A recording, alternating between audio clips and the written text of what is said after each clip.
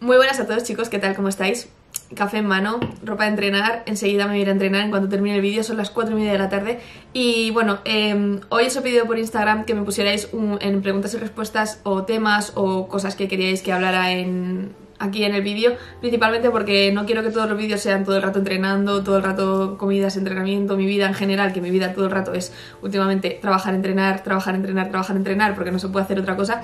Entonces quería, bueno, grabar algo también un poco como el 50 cosas sobre mí, al final me conocéis un poco más personal, también quiero que sepáis un poco mis opiniones y mis ideas sobre muchas cosas, porque tampoco sé si es interesante o no, pero como es un canal tan pequeñito, es lo positivo, que al final puedo hacer lo que quiera sin pensar mucho en si esto va a gustar, si esto no, tal. Entonces, bueno, si os gusta bien y si no, pues lo siento mucho, pero también. Así que bueno, entonces he puesto una cajita de preguntas y han salido preguntas interesantes que creo que pueden dar que hablar y que, bueno, hay cosas que aparte de esto me han dado que pensar y quiero sacar más temas de conversación a partir de estas preguntas también. La primera pregunta es que si, bueno, me han preguntado dos personas, ¿solo haces banca en el gimnasio? Y otra persona me ha preguntado ¿cómo entrenar las piernas y la espalda? Obviamente no solamente entreno banca en el gimnasio y entreno los demás grupos musculares, solamente que no lo enseño porque no es el objetivo, por así decirlo, principal que tengo. Obviamente mi objetivo principal es subirle kilos a la banca y poder competir en algún momento en banca, pero también entreno los demás grupos musculares, aunque no me guste tanto entrenarlos.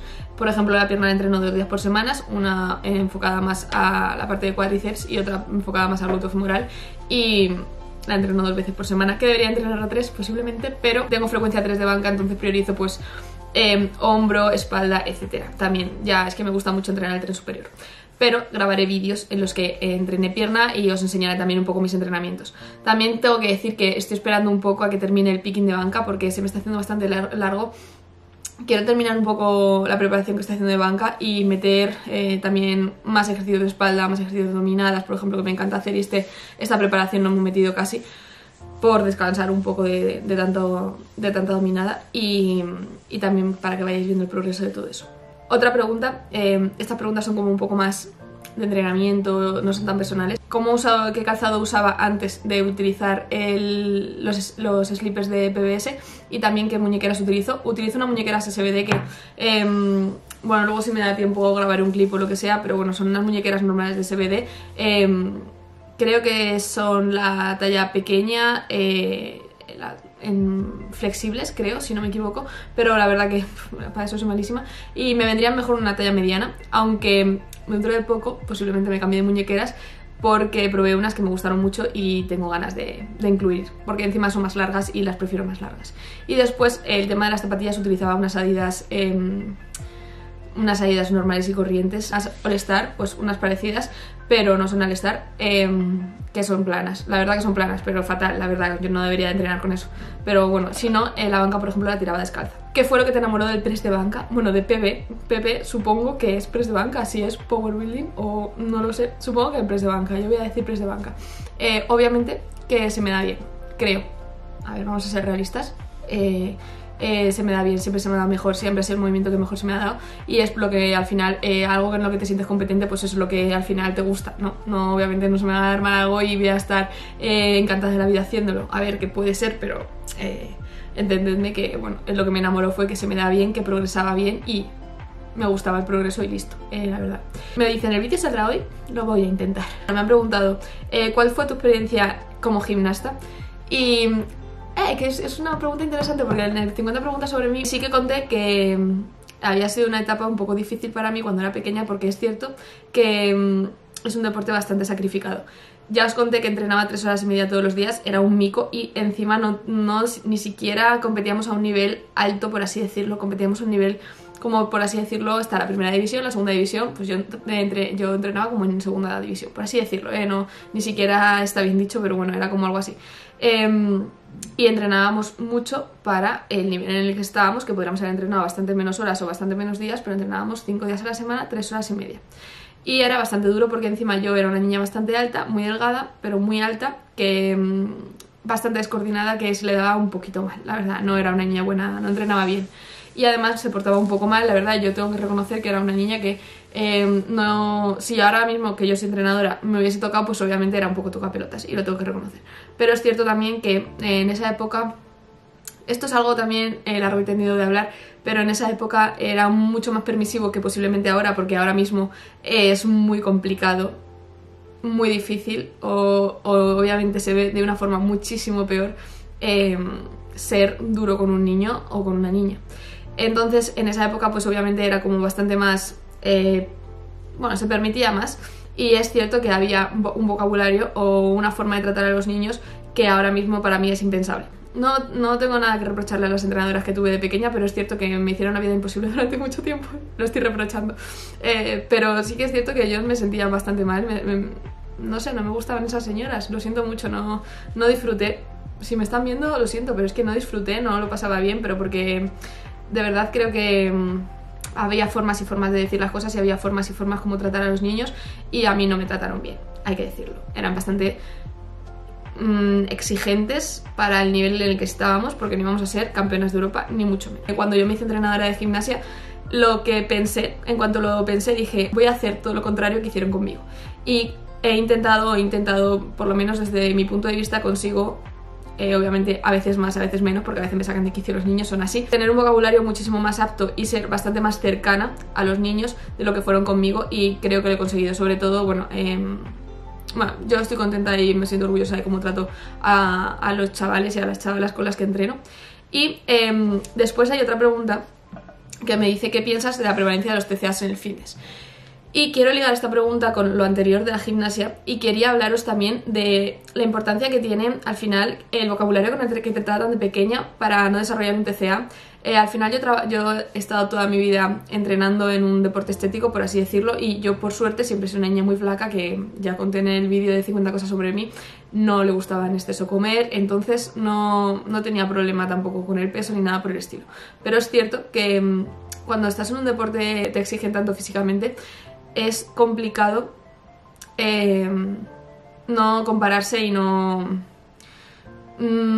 obsesionarse o fijarse demasiado en esto. Es cierto que toda mi vida sí que he estado pensando siempre en tienes que pesar poco porque tienes que hacer acrobacias. De hecho me sigue pasando, tienes que pesar poco porque tienes que hacer acrobacias, tienes que pesar poco porque te va a coger no sé quién en el aire y no tienes que pesarle mucho, tienes que pesar poco porque, joder, el gimnasta, ¿qué coño van a decir de ti? Perdón. Entonces ese tipo de cosas son complicadas, y más en un niño, y más en un niño que al final el vocabulario que utilizan para ti es súbete esa cuerda, te pesa el culo, estás gorda, pareces un chorizo. Ese tipo de vocabulario que utilizaban los entrenadores con nosotros antes ya no se puede utilizar, obviamente. Es muy importante, no sé si alguien que me esté viendo es entrenador o bueno, trata con niños o trabaja con niños, es tan importante el vocabulario que utilizamos con los chavales cuando son pequeños para no desarrollar este tipo de problemas. Al final es tan típico llegar a... Bueno, yo cuando llegaba a gimnasia hacíamos 3 semanas negras. Las semanas negras eran después de verano, después de Navidad y después de Semana Santa. Y en Navidad te decían hay que quemar los polvorones, después de Semana Santa te decían hay que quemar las torrijas, y después de verano hay que quemar el mes que has estado parada y has estado haciendo lo que te ha dado la gana durante todo el verano, porque obviamente nos ponían una preparación física que para que hiciéramos todos los días, pero nadie hacía. Entonces imaginaros, le llamábamos Semana Negra, imaginaros, no era la mejor semana de nuestras vidas, para que os lo sepáis. Entonces ese tipo de vocabularios, obviamente desde mi punto de vista, bueno, y desde yo que estoy tan metida en todo esto, está erradicado. Yo no escucho a ningún entrenador ya decir ese tipo de cosas, aunque seguramente que los haya. Y es tan importante cómo hablamos a los niños para que no se sientan mal con su cuerpo. He escuchado a entrenadoras decir a una niña de 10 años, tienes celulitis, come menos, o cosas horribles que no os imagináis, o súbete esa cuerda, te pesa el culo, estás gorda, cosas así. Ese tipo de cosas no os imagináis lo importantes y lo en consideración que lo tienen los niños, y lo difícil y lo complicado que es en esas edades gestionar ese tipo de comentarios. Entonces, bueno, simplemente hago un llamamiento desde aquí para decir a todos los entrenadores o a todas las personas que trabajen con niños que tengáis cuidado con lo que decís, que no os metáis con el físico de ningún niño, que no comparéis el físico de ningún niño con otro o ninguna niña con otra, porque yo trabajo con chicos y con chicas y obviamente soy consciente el vocabulario que puedo utilizar con chicos y el vocabulario que puedo utilizar con chicas. También es bastante diferente, y que me diga lo contrario no tiene ni puta idea, perdón, pero no tiene idea. Simplemente quería decir eso. Y bueno, respecto a la pregunta de ¿qué piensas de la prevalencia de TCAs que hay en el fitness? Pues tengo que decir que creo que hay que distinguir entre dos tipos de personas. Las personas que vienen de un TCA de antes, o sea, las personas que tienen un TCA se meten en el fitness y ya vienen desde fuera con el TCA, y las personas que entran en el fitness y acaban desarrollando el TCA. Y bueno, es importante, mucha gente que viene con el TCA y entra en el fitness se cura o no. Desde mi punto de vista no podemos decir que la gente se cura de un TCA, porque de eso es muy difícil salir. O sea, al final, ¿quién te ha dicho tuve un TCA y hace un año y me he curado? Esa persona miente. Lo siento mucho, pero esa persona miente. No, hay que tener... Es muy difícil salir de un trastorno de la conducta alimentaria. Siempre vas a tener una relación un poco tóxica con la comida. Entonces, normalicémoslo, que tampoco pasa nada por decir tengo una relación tóxica con la comida. Tampoco me parece mal, pero bueno. Ya no una relación tóxica con la comida, pero tengo etapas en las que tengo relaciones un poco más tóxicas con la comida o no. Pero bueno, tampoco me voy a meter en eso, cada cual que diga lo que quiera.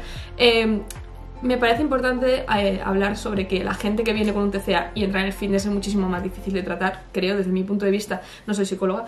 Es muchísimo más difícil de tratar porque al final eso tiene un trasfondo mucho más oscuro del que seguramente yo sepa y un psicólogo le costará saber. Pero una persona que entra en el fitness y desarrolla un trastorno de la conducta alimentaria es mucho más fácil de tratar, creo, porque se sabe cuál es el desencadenante. Entonces entiendo, por una parte, que la gente tenga trastorno de la conducta alimentaria, porque nos bombardean constantemente con lo que hablaba el otro día en el otro vídeo, un físico ideal, come poco y muévete mucho y haz cardio y incluso si lo haces seguramente no vayas a tener el físico que quieres tener, porque es que hay que sacrificar muchísimas cosas para llegar a ese punto. Entonces es normal, entre comillas, llegar a tener desarrollar un trastorno de la conducta alimentaria. En mi caso no considero ni consideraré, toco madera, que haya tenido un trastorno de la conducta alimentaria. Sí que es cierto, bien, echando la vista atrás, que cuando entré en el fitness llevaba una dieta bastante estricta y restringida, y cuando tenía el cheat meal o salto de dieta, que en esa época estaba tan de moda, sí que es verdad que nos poníamos todos hasta... Pero vamos, lo digo yo y lo digo por todo el mundo. Nos poníamos todos hasta el culo el fin de semana, ese día específico, y teníamos muchísima ansiedad. Pero no considero que haya sido un trastorno de la conducta alimentaria, porque nunca derivó a más. Al final, cuando yo dejé de contar calorías, dejé de pesar todos los alimentos y todo, esa ansiedad por salir y comerme algo diferente paró, porque estoy comiendo lo que me da la gana siempre. Entonces, no sé, posiblemente... no haya sido nunca un trastorno de la conducta alimentaria, creo. Que venga un psicólogo y me lo diga, la verdad. También me hace mucha gracia la gente que habla del comer emocional como si el comer emocional fuera algo malo. Y yo os hago que hagáis una pequeña reflexión. Comer emocional, obviamente, la comida está ligada siempre de una forma cultural, emocional y todo. O sea que al final está ligada a todo. Estamos de celebración y estamos comiendo. Estamos tristes, comemos una cosa que nos va a poner más felices. Estamos contentos y vamos a comer otra cosa. Nuestras elecciones van a depender siempre de nuestras emociones. Pero es que no lo hace algo porque hayamos desarrollado algo cuando somos mayores o porque tengamos una relación mala con la comida. Cuando somos pequeños, estamos tristes, lloramos, nos duele algo, nuestra madre lo primero que hace es ponernos el biberón en la boca o la teta en la boca, y esa es nuestra forma de... es su forma de darnos cariño y darnos amor, dándonos de comer. Entonces es normal que la comida la liguemos de una forma emocional, si es que desde pequeños nos están calmando con comida, y es natural y es normal. Así que nada, hacer vuestra reflexión, porque creo que ese tipo de concepto lo trata bastante mal. Mario me pregunta, ¿tienes algún proyecto de futuro fuera de la nutrición? Interesante, Mario. Hoy me he estado escuchando un podcast de Andorra. No, es broma. Me he escuchado un podcast sobre cómo irse a vivir a Andorra, pero no me voy a ir a vivir a Andorra porque no. Pero si tengo algún proyecto fuera de la nutrición, pues esto es interesante, porque encima otra persona conocida mía que está muy pesada con este tema me ha preguntado: ¿cómo te ves en 10 años? Si tuvieras que apuntar a tu hija a un deporte, ¿cuál sería? Razona tu respuesta. Vale, ¿cómo me veo en 10 años y qué proyecto de futuro tengo dentro de poco? Pues os voy a contar una cosa. Mi sueño siempre ha sido montar un gimnasio. De hecho, antes del COVID tengo creado un club de gimnasia en Alcalá de Henares, y tenía muchísimos niños. Bueno, y ahí están, los niños están ahí, pero no podemos ejercer la actividad porque en el colegio no se puede hacer la actividad. Y teníamos bastante público, por así decirlo, de gimnasia en esa zona de Alcalá de Henares, y siempre he querido hacer un club con un pabellón con su respectivo material de gimnasia y dedicarme a la gimnasia artística.